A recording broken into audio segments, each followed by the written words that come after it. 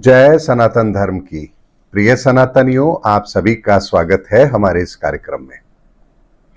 सनातनियों, कल किसी ने मुझे एक प्रश्न भेजा था। हमारे दर्शक हैं, उन्होंने एक प्रश्न भेजा था। प्रश्न नहीं था बल्कि ये कहूंगा कि उनकी पीड़ा थी। पीड़ा क्या थी कि वो विदेश में रहती हैं और जहां रहती हैं उस देश के अंदर नॉनवेज बहुतायत में खाया जाता है। तो कभी जब वो कहीं जाती हैं और उनसे पूछा जाता है और वो कहती कि मैं तो वेजिटेरियन हूं, तो लोग उनको बड़े अलग दृष्टिकोण से देखते हैं। और हर जगह पर नॉनवेज खाया जाता है, वहां एक नॉर्मल कल्चर है। तो लोग उन्हें कहते हैं कि आप वेजिटेरियन क्यों हैं, आप नॉनवेज क्यों नहीं लेते। तो लोग अपने अपने तर्क देते हैं। तर्क भी कैसे देते हैं? अरे, किस शास्त्र में लिखा है कि नॉनवेज नहीं खाना चाहिए? कोई आप हमको एविडेंस बताइए धर्मशास्त्र ग्रंथ का जहां ये कहा गया हो कि नॉनवेज नहीं खाना चाहिए। सनातन के अंदर ये क्यों वर्जित है, ये सनातन के विरुद्ध क्यों है? और अगर आप कहते हैं कि जीव हत्या है, तो हम फल खाते हैं, उसमें भी तो जीव होता है, वृक्षों में भी जीव होता है। हम दही खाते हैं, उसमें कितने कीटाणु होते हैं। हम सांस लेते हैं तो न जाने कितने असंख्य जीव हमारे भीतर चले जाते हैं। तो क्या ये मांसाहार नहीं है? यहां तक कि जगत गुरु, किसी गुरु जी के बारे में वो कह रही थी कि वहां पर एक मूंगफली का दाना लिया जाता है और हाथ में रखा जाता है 5 मिनट के लिए और कहा जाता है देखिए इसके अंदर भी जीव है, तो आप ये खा रहे हैं तो आप जीव को खा रहे हैं। ऐसे बहुत सारे तर्क लोग मुझे देते हैं, तो मैं बड़ी असहज हो जाती हूं कि आखिर सही क्या है, गलत क्या है। मैं उन्हें क्या उत्तर दूं? मेरे पास इसका कोई उत्तर नहीं होता। हां, लेकिन मेरा मन मानता है कि मुझे नॉनवेज नहीं खाना चाहिए और मैं वही फॉलो करती हूं। लेकिन मुझे जानना है कि आखिर सही क्या है और गलत क्या है। तो सनातनियों, ये प्रश्न केवल उनका नहीं है, ये प्रश्न करोड़ों लोगों का है। हर उस शाकाहारी व्यक्ति का है जो मांस का सेवन नहीं करता है और कहीं ना कहीं मांस को वो गलत मानता है, उसे वर्जित मानता है, जीव हत्या को भी पाप मानता है। लेकिन जब वो दृष्टिकोण देखते हैं कि धर्मों के अंदर तो बलि के नाम पर भी जानवरों की बलि दी जाती है, फिर उसके मांस का भक्षण किया जाता है, और ये इस्लाम को मानने वाले लोग भी करते हैं तो हिंदू धर्म को मानने वाले लोग भी करते हैं। कई मंदिरों में जानवरों की बलि दी जाती है। तो आखिर सच क्या है और गलत क्या है? सनातनी इस बात का उत्तर मैं किसी तर्क के आधार पर नहीं दूंगा, मैं किसी शास्त्र ग्रंथ के आधार पर नहीं दूंगा, क्योंकि शास्त्र ग्रंथों में ऐसा कुछ कहा ही नहीं गया है। लेकिन सनातन के आधार पर मैं इसका उत्तर आपको जरूर दूंगा, जो प्रमाणित है और ऑथेंटिक तरीके से आप जिसको जस्टिफाई कर सकते हैं। सनातनियों, हमारा शरीर, हमारे शरीर की रचना एक विशेष प्रकार से बनाई गई है और जानवरों के शरीर की रचना एक अलग तरीके से है। हमारा डाइजेस्टिव सिस्टम अलग तरीके से काम करता है और जीवों का अलग तरीके से काम करता है, वनस्पति का अलग तरीके से काम करता है। ऐसे में हर जीव, हर प्राणी, यहां तक कि मनुष्य भी अपने उस सिस्टम के अकॉर्डिंग यदि अपने भोजन का चयन कर रहा है तो ये उसके लिए सहायक है। लेकिन यदि मान लीजिए हम अपने भोजन की प्रवृत्ति को बदल दें तो क्या होगा? सनातनी एक बात को समझिए कि हम पंच तत्व से मिलकर बने हैं और बाकी के जीव 1 तत्व, 2 तत्व, 3 तत्व या 4 तत्वों से मिलकर बने हैं।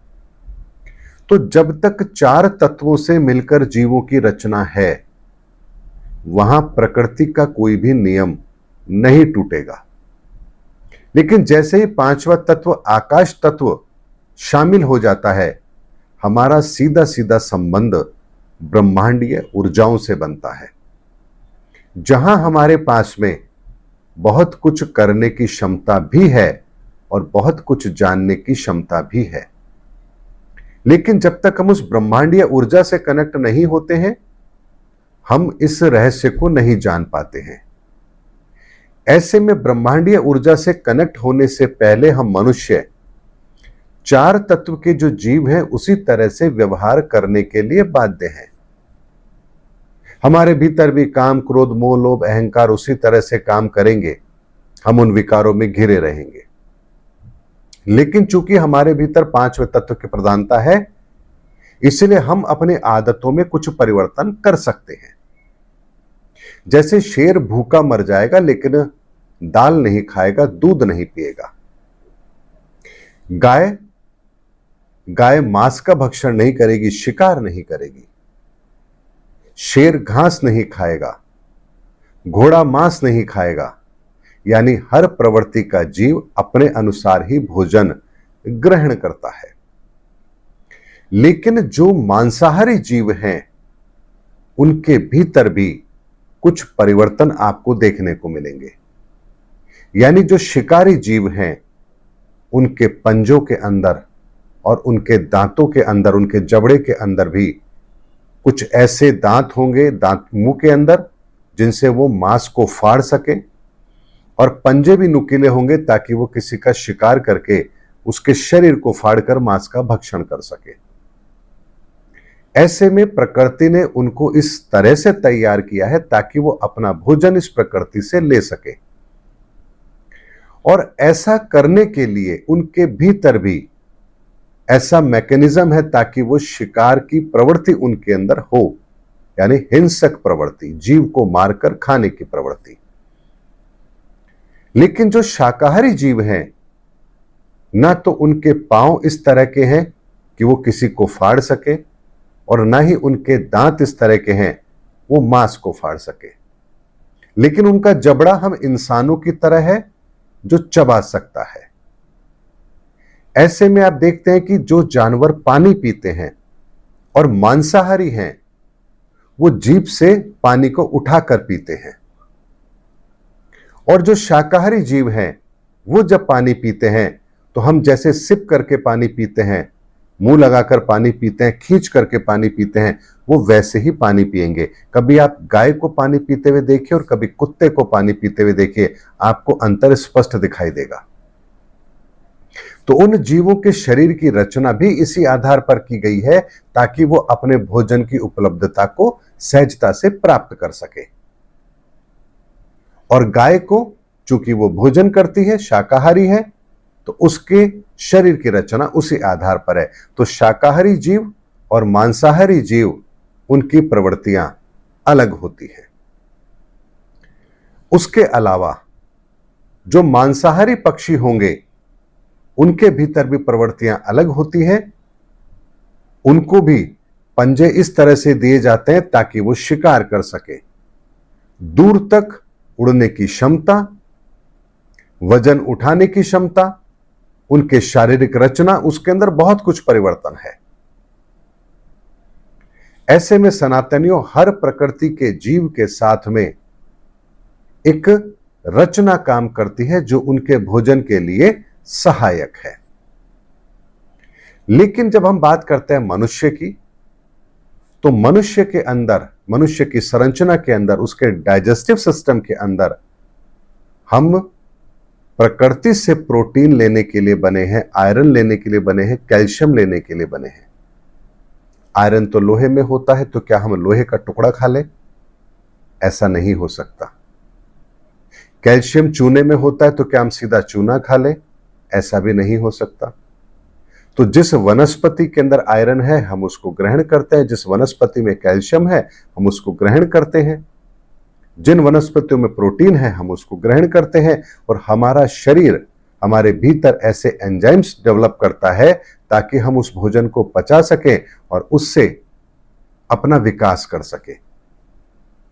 लेकिन जब हम मांसाहार भोजन ग्रहण करते हैं, तब हमारा शरीर चूंकि उस भोजन को खाने के लिए, पचाने के लिए नहीं बना है, तो ऐसे में उस भोजन को पचाने के लिए आपके शरीर को एक विशेष प्रकार का एंजाइम डेवलप करना होता है। वो आपका शरीर उस भोजन को पचाने के लिए जिन चीजों को रिलीज करेगा, उसके साथ में कुछ और भी चीजें आपके भीतर परिवर्तित होंगी, क्योंकि शरीर को अब ये इंस्ट्रक्शन मिला है कि ये भोजन उसे पचाना है। तो उस भोजन को पचाने के लिए जिस तरह के एंजाइम्स की जरूरत होगी वो वही रिलीज करेगा या बनाना शुरू करेगा, और उसके साथ में उस भोजन के अनुसार वो आपके लिए एक और व्यवस्था करेगा कि भोजन जिस तरह से उपलब्ध होता है वो प्रवृत्तियां भी आपके भीतर आएंगी। अर्थात जो मांसाहारी जीव हैं, शिकार करने वाले, उसी तरह की प्रवृत्ति आपके भीतर भी आई, तो आपके भीतर हिंसक प्रवृत्ति का जन्म होगा, उत्तेजना का जन्म होगा। और ये दोनों प्रवृत्तियां, चूंकि हम इंसान उस पांचवें तत्व ईश्वरीय तत्व को प्राप्त करने के लिए बने हैं, उस आकाश तत्व के साथ संबंध स्थापित करने के लिए बने हैं, ताकि वो ईश्वर का वो ज्ञान हमें मिल सके, वो इल्म हमें नाजिर हो सके, और इसी के लिए हमें शाकाहारी बनाया गया। लेकिन जब हम अपने भोजन में परिवर्तन कर देते हैं, तब हमारे भीतर इस तरह के परिवर्तन आना शुरू हो जाते हैं और हमारी प्रवृत्ति बदलना शुरू हो जाती है। हम हिंसक हो जाते हैं, हम कामोत्तेजक हो जाते हैं, काम वासना हमारे भीतर पैदा होती है, विकारों के अंदर मलिनता आने लगती है। और ये सब कुछ जब हमारे भीतर होता है और हमारे साथ बहुतायत में लोग जब इस चीज का सेवन कर रहे हैं, तो वो सोसाइटी कहीं ना कहीं एक अलग दृष्टिकोण को लेकर के फिर पनपने लगती है, और फिर सोसाइटी के अंदर हिंसा और उत्तेजना और यौन अपराध या भोग विलासिता के प्रति आपकी आसक्ति, ये सब कुछ बढ़ने लगेगी और आप धर्म के रास्ते से अलग हो जाएंगे। ऐसे में आप जिस उद्देश्य के लिए इस धरा पर आए, वो उद्देश्य अब आपको प्राप्त नहीं होगा। और ये कितनी बड़ी क्षति है आपके जीवन की, जिसका आकलन आप स्वयं कीजिए। इसलिए सनातन का नियम यह कहता है कि आप जो कर्म करते हैं, चाहे भोजन में किसी चीज को शामिल करेंगे, ये प्रकृति आपको उसी के अनुसार आपका आचरण व्यवस्थित कर देगी। इसीलिए सात्विक भोजन करने वाले कभी भी हिंसक नहीं हो सकते। लेकिन जहां हिंसा की आवश्यकता है, उस समाज के अंदर फिर मांसाहार भोजन को भी शामिल कर दिया गया। ऐसे में सनातनियों, राजा जब जाते हैं युद्ध के लिए, तो वहां हिंसा होगी, लोग भी मारे जाएंगे। ऐसे में उन शक्तियों को जागृत करने के लिए जो हिंसा के लिए आपके भीतर वो जोश पैदा कर सके, क्योंकि वहां प्यार से काम तो नहीं चलेगा युद्ध के मैदान में, तब वहां फिर कुछ बलि देने की प्रथाओं को शामिल कर दिया गया। लेकिन यहां पर भी एक बहुत बड़ा अपभ्रंश है। अपभ्रंश क्या है? हम कहते हैं बलि देना, और उसके साथ एक शब्द और है, वो है बलिदान। तो आखिर ये बलिदान और बलि, ये शब्द आया कहां से और इसे यहां जोड़ा क्यों गया, इस बात को भी समझना है। राजा बलि, उनसे बड़ा दानवीर कोई नहीं हुआ, जिन्होंने स्वयं का ही दान कर दिया। और जब स्वयं का ही दान कर दिया ईश्वर के आगे, 3 पग भूमि की कहानी आपको याद होगी राजा बलि की। 2 पग में भगवान ने पूरी सृष्टि को नाप लिया और अब कहा मैं तीसरा पग कहां रखूं, तो राजा बलि ने कहा आप मेरे मस्तक पर रखें। तो यहां जब राजा बलि ने स्वयं को ही ईश्वर के आगे समर्पित कर दिया, तो इससे बड़ा बलिदान और क्या हो सकता है। तो यहां राजा बलि ने जो दान दिया, उससे श्रेष्ठ कोई दान नहीं। इसीलिए बलिदान को, अर्थात एक फौजी, एक सिपाही जब युद्ध के मैदान में अपने प्राणों की आहुति देता है तो हम उसे कहते हैं बलिदान, यानी इसका दान बलि के दान के समान है, इसीलिए उसे कहा जाता है बलिदान। और बलि का मतलब क्या होता है? जहां आपके भीतर ऐसी भावना हो, जहां आप सब कुछ ईश्वर को समर्पित करने को तैयार हो जाएं, तो यहां शब्द प्रयोग होगा बलि।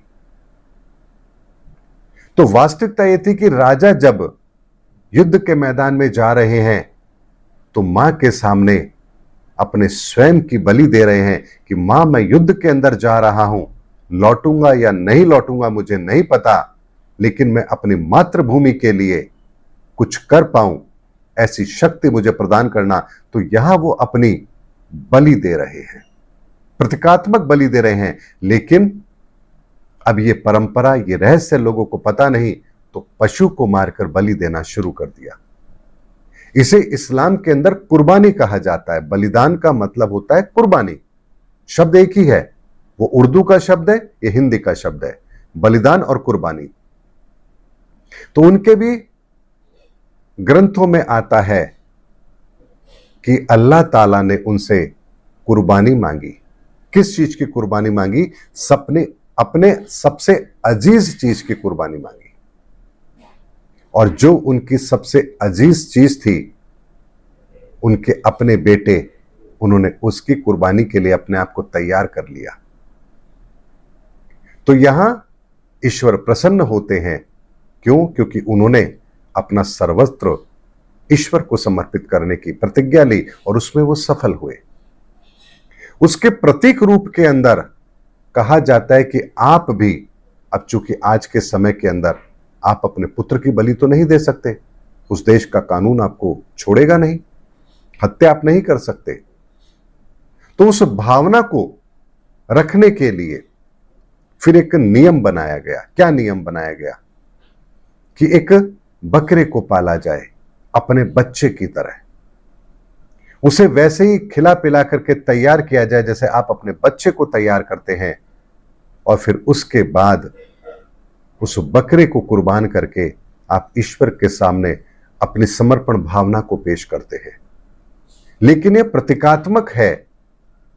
अब यहां पर जो एक संशोधन किया गया, चूंकि आपके भीतर की भावना थी, आप भी नबियों के आधार पर ईश्वर के सामने कुछ कुर्बानी देना चाहते हैं, तो आपकी भावनाओं को ध्यान में रखते हुए ऐसा एक नियम बना दिया गया कि ऐसा करो, पालो बच्चे की तरह उस बकरे को, फिर देना। लेकिन अपभ्रंश वहां भी हो गया। अब तो बाजार में जाओ, खरीद के लाओ और उसकी कुर्बानी कर दो, और फिर उसका गोश्त सब पका के खा लो। तो सनातनी और धर्म के अंदर कैसे कुरीतियां शामिल हो जाती हैं और हम कहां से कहां पहुंच जाते हैं, इस बात की गहराई को समझना बहुत जरूरी है। इसलिए सनातन ये नहीं कहता ये करो या ये मत करो। सनातन तो ये बताता है कि इसको करने से क्या होगा और इसको करने से क्या होगा।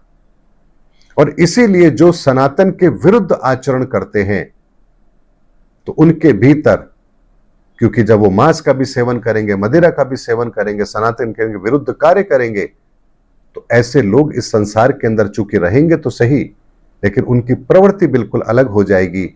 इसीलिए दो तरह के लोग इस धरा पर मौजूद होते हैं, एक आसुर्य प्रवृत्ति के लोग और एक दैवीय प्रवृत्ति के लोग। और इसे ही कहा जाता है देवासुर संग्राम। यानी दो विचारधारा सदैव रहती है, जहां वो आपस में लड़ती हैं, एक दूसरे को सही ठहराने की कोशिश करती हैं। और आज भी जो हम लड़ाई लड़ते हैं, धर्म के नाम पर लड़ते हैं, और चीजों के नाम पर लड़ते हैं, तो एक पक्ष होता है जो धर्म के लिए खड़ा है, दूसरा पक्ष वो है जो धर्म के विरुद्ध है। और ये देवासुर संग्राम सदैव चलता रहता है। लेकिन जब इसकी एक अति हो जाती है, आसुर प्रवृत्तियां खुल करके दैवीय प्रवृत्ति का संहार करने लगती हैं, तब फिर वो समय आता है युग परिवर्तन का, जहां फिर इन प्रवृत्तियों का नाश करना अनिवार्य हो जाता है। और इसे ही कहा जाता है धर्म स्थापना। अर्थात व्यक्ति को पुनः धर्म के आचरण की ओर मोड़ना, उसकी आसुर प्रवृत्ति को समाप्त करना, उसके भीतर देवतुल्य विचारों को उत्पन्न करना और उसकी दिशा को सही तरह से मोड़ करके धर्म के रास्ते पर उसको चला देना, यह होता है धर्म स्थापना का कार्य। इसे ही कहते हैं धर्म स्थापना। धर्म स्थापना का मतलब यह नहीं होता है कि कल आप नमाज पढ़ रहे थे, आज आपको हनुमान चालीसा पढ़ना सिखा दिया, या आज आप हनुमान चालीसा पढ़ रहे थे, कल आपको नमाज पढ़ना सिखा दिया, हो गया जी धर्म परिवर्तन। यह धर्म परिवर्तन नहीं है, यह है क्रियाओं का रूपांतरण। आपने एक क्रिया से उसको दूसरी क्रिया में बांध दिया। वो हनुमान चालीसा पढ़ता था तब भी ईश्वर को याद करता था, और वो अगर नमाज पढ़ रहा है तो भी अल्लाह को, इस ईश्वर को याद कर रहा है। तो प्रक्रिया तो दोनों एक ही है, कर तो वो ईश्वर को याद रहा है। शब्द चाहे कुछ भी हो, उससे क्या फर्क पड़ता है। लेकिन जब इन शब्दों की आड़ के अंदर जब धर्म परिवर्तन का खेल शुरू हो जाता है, परेशानी तब होती है। इसीलिए सनातन के अंदर मांसाहार को इस तरह से नहीं लिया गया है कि जहां आप मांस खा रहे हैं तो आपको पाप लग रहा है। पाप कैसे लग रहा है, इस बात की गंभीरता को समझ लीजिए। आपके एक भोजन की प्रवृत्ति बदल जाने पर आपके पूरे जीवन की दिशा ही बदल चुकी है, और ये आपको कहां लेकर के जा रही है, इसकी गंभीरता को आप तब समझेंगे जब आप सनातन को जानेंगे, सनातन को समझेंगे। इसीलिए सनातन हमें एक व्यवहारिक दृष्टिकोण देता है। सनातन हमें इस ब्रह्मांड की ऊर्जाओं का वो विज्ञान बताता है, जिसके द्वारा हम एक एक कर्म को जो करते हैं उसके द्वारा हम कितने बड़े परिवर्तन को अपने जीवन में अप्लाई कर देते हैं, इसका विज्ञान हमें सनातन बताता है। आपके एक छोटे से विचार से भी आपके भीतर कितना बड़ा परिवर्तन आ सकता है, इसका महत्व आप तब समझेंगे जब आप सनातन को समझेंगे। और इसीलिए मैं अपने हर वीडियो के अंदर आपको एक एक बात बताता हूं। अभी 3-4 दिन पहले मैंने आप लोगों को एक वीडियो दिया था, निंदा मत करना, किसी के प्रति कोई गलत द्वेष भावना मत रखना। लेकिन दुर्भाग्य लोग आज भी वो कार्य कर रहे हैं। तो ऐसे लोगों का क्या होगा, ये मुझे बताने की आवश्यकता थोड़े ही है। ये मार्ग उन्होंने चुना है, इसका रिजल्ट उन्हें मिलेगा। क्यों मिलेगा? क्योंकि प्रकृति का नियम है। इसीलिए सनातनियों, सनातन के सिद्धांत बहुत गहरे हैं। सनातन को जब आप समझेंगे तो आप समझेंगे कि जीवन जीने का सही मार्ग क्या है, आपकी प्रवृत्ति क्या होनी चाहिए, आपकी प्रकृति क्या होनी चाहिए, आपके विचार क्या होने चाहिए। इसलिए कोई मांस का सेवन करता है वो करे, लेकिन साथ में इस चीज का ध्यान रखे कि उसके जीवन की दिशा किस ओर जाएगी। अगर उसको वही मंजिल अच्छी लग रही है और वही उसका उद्देश्य है तो बेशक करे। लेकिन यदि आपका उद्देश्य धर्म के रास्ते पर चलना है, भगवत प्राप्ति है, ईश्वर प्राप्ति है, मुक्ति का मार्ग आपको चाहिए, धर्म के रास्ते पर आप चलना चाहते हैं, अपने जीवन का कल्याण करना चाहते हैं, तो यह मांसाहार आपके लिए वर्जित है। क्योंकि यह आपके भीतर की प्रवृत्ति को बदलकर आपको इस रास्ते से पथभ्रष्ट कर देगा। जैसे आपका शरीर जहर पचाने के लिए नहीं बना है, लेकिन आप अगर जहर खाएंगे तो क्या शरीर उसके अनुसार रिएक्ट नहीं करेगा? आप कुछ अच्छा खाते हैं तो क्या शरीर उसके अनुसार आपको ताकत नहीं देता है? तो शरीर का काम आपके भोजन को पचाकर उसके अनुसार जो ऊर्जा का निर्माण होना है, उस ऊर्जा के निर्माण को करना, ये उसका कार्य है। वो आपको कभी ये नहीं कहेगा आपका शरीर ये खाओ या मत खाओ।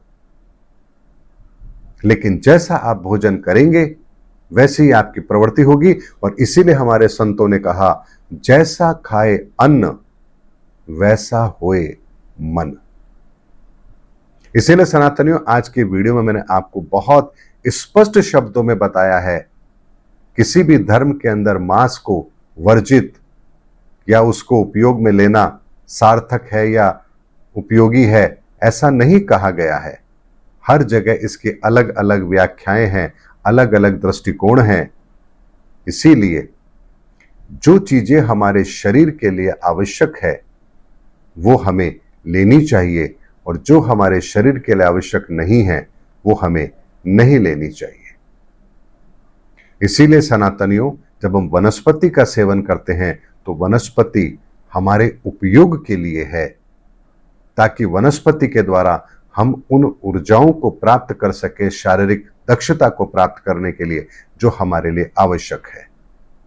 इसीलिए प्रकृति ने अगर प्रोटीन है तो उसके कई सारे सोर्स बनाए हैं, ताकि जो जैसा जीव है उसको उसके अनुसार वो मिल सके। शेर को मांस के द्वारा मिलेगा, हमें वनस्पति के द्वारा मिलेगा। इसीलिए ये अलग अलग व्यवस्थाएं हैं। उम्मीद करता हूं सनातनियों, आज के इस वीडियो के अंदर मैंने आपको बहुत स्पष्ट शब्दों में बताया है कि भोजन कैसा होना चाहिए।